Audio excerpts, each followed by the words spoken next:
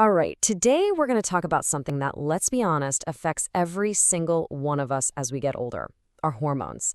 It's a topic that's just loaded with confusion, with big promises. So let's cut through all of that noise and get to the real story. You ever have those days, or maybe those months, where you just feel tired all the time?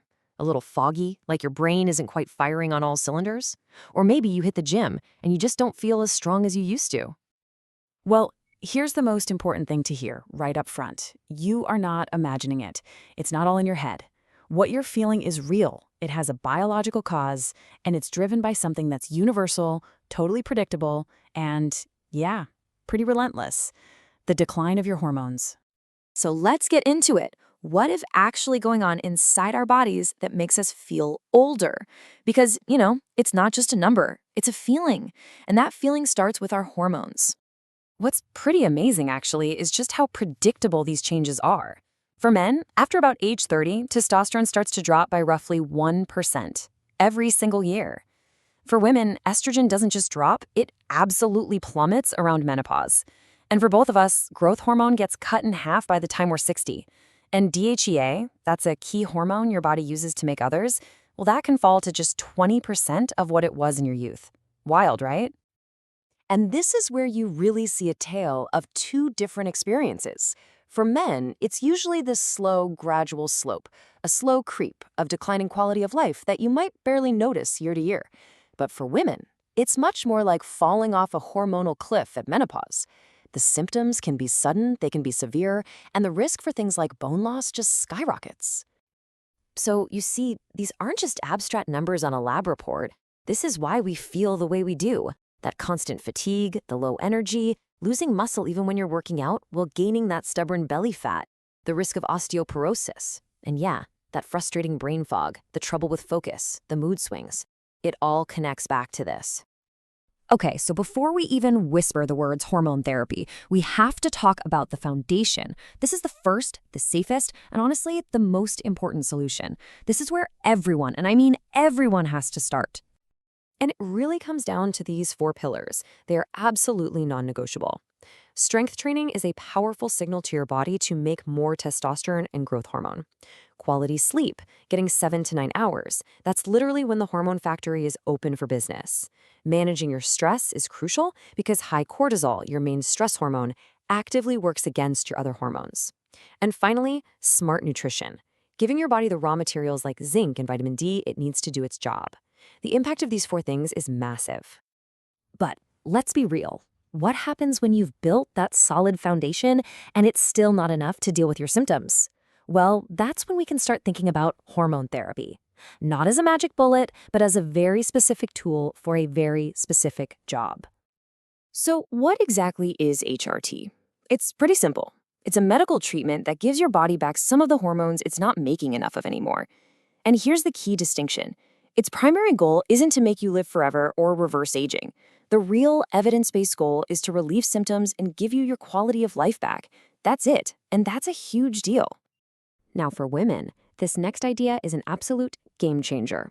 It's called the timing hypothesis. We now have really strong research showing there's this window of opportunity, basically the first 10 years or so after menopause starts. If you start HRT in that window, the risks are lower, and you might even get some extra benefits, like for your heart. But if you start late, more than 10 years after, the risk profile changes and it's not for the better. When it comes to HRT, timing is pretty much everything. Okay, now we have to go there. We have to talk about the risks, the controversy, the fear that has surrounded HRT for decades. This is where we really need to get serious about separating the scary headlines from the actual science. So much of that fear traces back to one single study from 2002, the Women's Health Initiative, or WHI, and it sent absolute shockwaves through the medical world. But now, with 20 years of follow-up, we understand its big limitations. You see, the average woman in that study was 63. Many were starting hormones way outside that critical window of opportunity we just talked about. And we now know that completely changes the risks. Now, that doesn't mean it's risk-free. It's not, and we have to be honest about that. There is a higher risk of blood clots, particularly with estrogen pills. Certain combinations are linked to a small, and I mean small, increase in breast cancer risk. For men, testosterone therapy doesn't cause prostate cancer, but it could make an existing cancer grow faster. And all of this just hammers home one point. This is not something you do on your own. It requires ongoing medical supervision, period. So let's just be crystal clear about managing our expectations.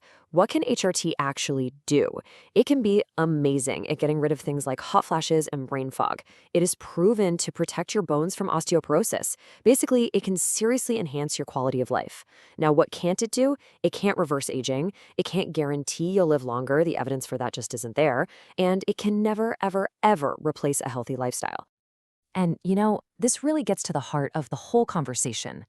The goal here isn't necessarily about adding more years to your life. It's about improving the quality of the years you already have. It's about health span, not just lifespan. Because living well, that matters just as much as living long.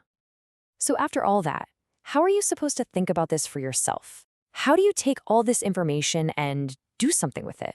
Well, here's a simple framework, an actionable plan to help you have a really smart conversation with your doctor.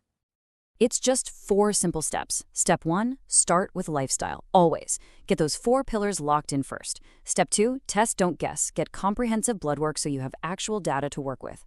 Step 3, talk to a specialist, an endocrinologist, or a doctor who really gets this stuff. And finally, step 4, you have to weigh your personal situation.